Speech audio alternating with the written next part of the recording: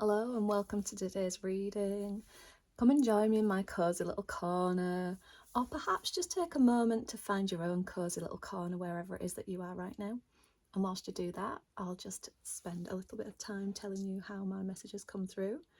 So they come through as a series of words, phrases, sometimes little scenarios played out in my head. And then what I do is I clarify and expand on it using tarot. So now that you've got yourself settled, just take a moment to really lean into your own intuition so that you can get a feel for which of these messages are right for you today. And if they're not, it doesn't matter. Maybe this message isn't for you. Have a look through my other titles and see if anything else stands out. Okay, so we'll begin. So the message that came through today was a vested interest in me. And what this feels like is somebody's finally giving themselves permission to put themselves and their own needs first.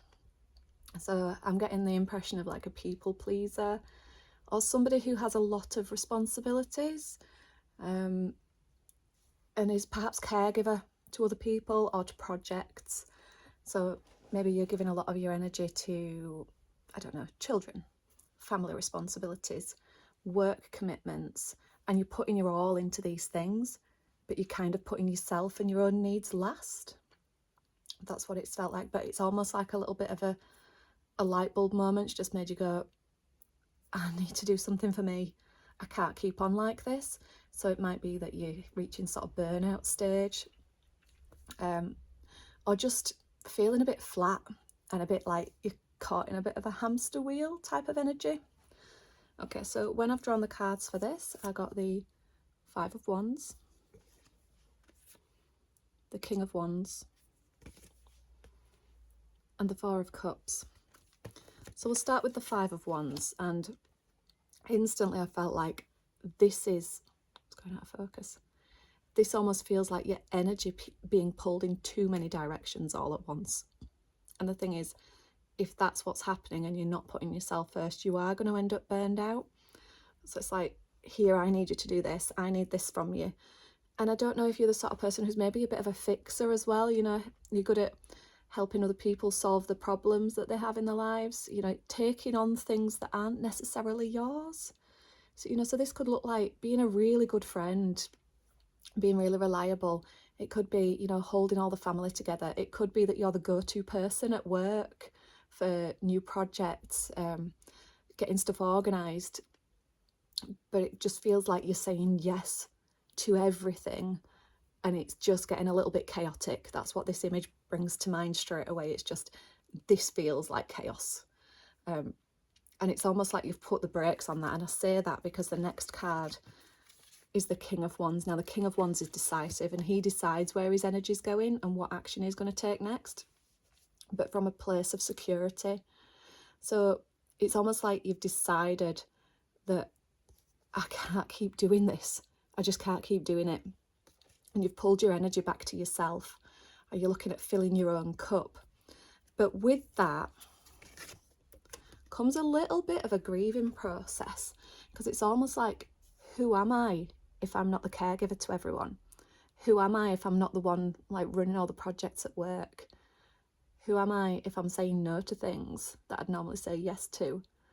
And the thing is, this cup is being offered to you and this is the one that you're deciding to take.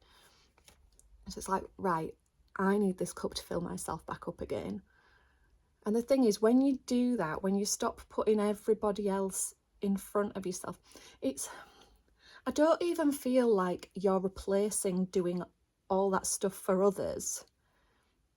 It almost feels like you're just adding yourself back into the mix, if that makes sense. So it's not like a hermit energy where you pull right back and stop doing everything for anyone else and you just really focus on yourself. It almost just feels like you're including yourself, but you're putting yourself at the forefront of it rather than like the last thing in the line. Because the thing is, if you're the type of person who does say yes to things, there's never going to be a spare moment to do that for yourself, if you know what I mean. So it's not selfish to put your own needs in there and focus on yourself first, perhaps. Because when you have pulled some of your own energy back to you, and you're doing something that you want to do and that you enjoy and something that lights you up, you're in a better position to offer those things to other people, if that makes sense. It's like fill your own cup up first, because you can give from an overflowing cup, you know, and if your cup's empty and getting depleted, it's really hard to give to others. Does that make sense? I'll give you an example of my own life. So I'm a single mum to 2 boys, and they take a lot of my energy. Now, I'm not in a position where I can stop giving them my energy, because it's just part of the job, isn't it? But what I can do is carve out a little bit of time for myself to do what I enjoy, that lights me up. And then I can come back to being a mum and being a more present mum and being a little bit more, just a bit calmer and a bit more grounded, really, because I'm doing something for me first. And you know, that's climbing. So I'd love to know in the comments how this is resonating for you. What is it that you'd like to do if you've got a spare moment for yourself to bring some well-being back into your life? Let me know. I do like to see how these messages are playing out for you guys. And as always, thank you very much for joining me, and I shall see you again next time. Bye-bye.